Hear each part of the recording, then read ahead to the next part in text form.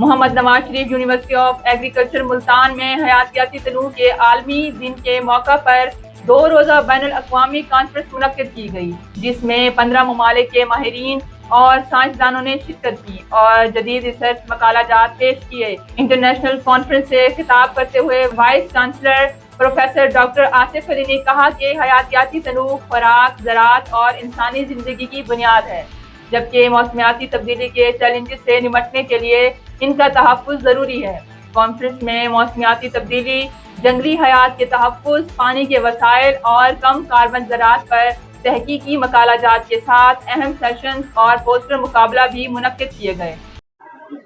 अस्सलाम वालेकुम जी। आज हम यहाँ पे इकट्ठे हुए हैं इंटरनेशनल बायोडाइवर्सिटी डे के हवाले से, और इस मौके पे MNS university of agriculture Multan एक इंटरनेशनल कॉन्फ्रेंस का इनेकाद किया है, जिसमें आज हमारे साथ फिजिकली जर्मनी से और चाइना से जो स्कॉलर्स यहाँ पे हमारे पास मौजूद हैं। इसके अलावा ऑनलाइन टर्की से, ऑस्ट्रेलिया से और इसके अलावा दुनिया के बहुत सारे ममालिक से हमारे पास यहाँ पे स्कॉलर मौजूद हैं। पर्पज़ ये है कि कैसे हम जो हमारे चेंजिंग क्लाइमेट में पॉपुलेशन प्रेशर की वजह से जो हमारे नेचुरल रिसोर्सेज पे इफेक्ट आ रहा है, उसकी वजह से हमारे नेचुरल फौना पे और हमारे बायोडाइवर्सिटी पे, माइक्रो ऑर्गेनिज्म पे, परिंदों पे, जानवरों पे, उनका हैबिटेट जो इन डेंजर है, उससे हमारे पे, इंसानों पे क्या असर हो रहा है और ओवरऑल हमारे माशरे पे, इकोलॉजी पे क्या असर आ रहा है। इसमें आज हमें बहुत सारी नई इंसाइट्स देखने को मिलेंगी, कैसे दुनिया अपनी बायोडाइवर्सिटी को कंजर्व करने के लिए काम कर रही है, जो कि अनफॉर्चुनेटली अभी हम पाकिस्तान में उस तरीके से बायोडाइवर्सिटी कंजर्वेशन को फोकस नहीं कर रहे हैं। लेकिन आज की ये कॉन्फ्रेंस हमें उम्मीद है कि इस इंटरनेशनल बायोडाइवर्सिटी डे के मौके पे एक नए प्लेज की तरफ हमें लेके जाएगी, ताकि हम भी अपनी बायोडाइवर्सिटी के बारे में उतने ही हसास हो जाएं जितना कि दुनिया चाहती है। आज हमें यूनेस्को जो कंट्री रिप्रेजेंटेटिव थे, वो इस हमारे इनॉग्रल सेशन के चीफ गेस्ट थे, and he extended is full support कि हम इस पे जो काम करना चाह रहे हैं लाल सोहानरा पे, बाकी एक्चुअलिस्तान के एरिया में, तो यूनेस्को की फुल सपोर्ट हमें यहाँ पे है। आज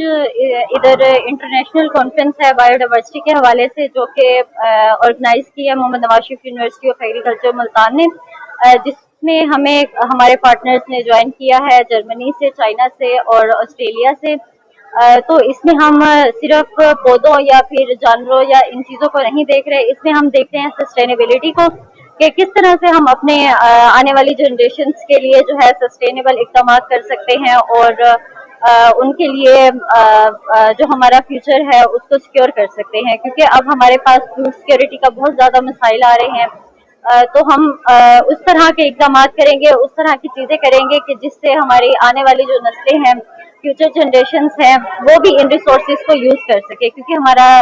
रिसोर्स का जो डिप्लीशन है वो बहुत ज़्यादा होता जा रहा है। तो इस तरह के इक़दाम करना इस इंटरनेशनल कॉन्फ्रेंस का बुनियादी मकसद है, ताकि हम अपने आने वाली जनरेशन्स के फ्यूचर को सिक्योर कर सकें।